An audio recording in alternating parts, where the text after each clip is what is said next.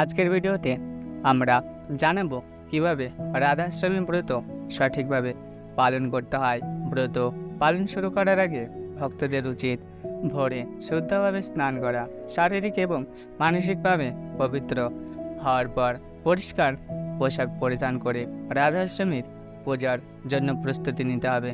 স্নান করে শুদ্ধ হওয়া রাধাকৃষ্ণের প্রতি ভক্তির একটি গুরুত্বপূর্ণ অংশ। পূজার স্থানে রাধাকৃষ্ণের মূর্তি বা ছবি স্থাপন করা উচিত। মূর্তির সামনে শুদ্ধতার সঙ্গে ফুল, ধূপ এবং প্রদীপ সাজিয়ে পূজার আয়োজন করতে হবে।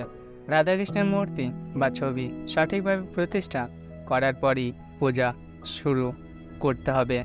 রাধাষ্টমীর দিন উপবাস পালন একটি গুরুত্বপূর্ণ নিয়ম। ভক্তরা উপবাস রাখেন শ্রীমতী রাধারানীর প্রতি তাদের ভক্তি প্রদর্শনের জন্য। উপবাসের সময় ফল, দুধ বা শুধু জল গ্রহণ করা যেতে পারে, তবে কঠোর উপবাস রাখলে দেবীর আশীর্বাদ বেশি পাওয়া যায় বলে বিশ্বাস করা হয়। পূজার জন্য প্রয়োজনীয় সামগ্রী সংগ্রহ করা একটি গুরুত্বপূর্ণ ধাপ। ফুল, ধূপ, প্রদীপ, ফল এবং মিষ্টি সংগ্রহ করে মূর্তির সামনে সাজিয়ে রাখা উচিত। পূজার সামগ্রীতে কোনো অবহেলা করা উচিত নয়, কারণ এটি ভক্তির প্রতীক। রাধাষ্টমী ব্রত পালনের সময় নির্দিষ্ট মন্ত্র উচ্চারণ করে রাধার আশীর্বাদ কামনা করতে হয়। মন্ত্রপাঠ করতে গিয়ে মন থেকে সমস্ত খারাপ চিন্তা দূরে রাখতে হয় এবং পূর্ণ ভক্তি সহকারে প্রার্থনা করতে হয়। সৎভাবে প্রার্থনা করা হলে ভক্তরা দেবীর কৃপা লাভ করেন। পূজা শেষ হওয়ার পর রাধাকৃষ্ণের উদ্দেশ্যে ফল, মিষ্টি এবং ভোগ নিবেদন করা হয়। এই ভোগ ভক্তদের সঙ্গে নিবেদন করলে রাধারানীর আশীর্বাদ লাভ করা সম্ভব হয়। ভোগ নিবেদন শেষে সেটি প্রসাদ হিসাবে বিতরণ করা হয়।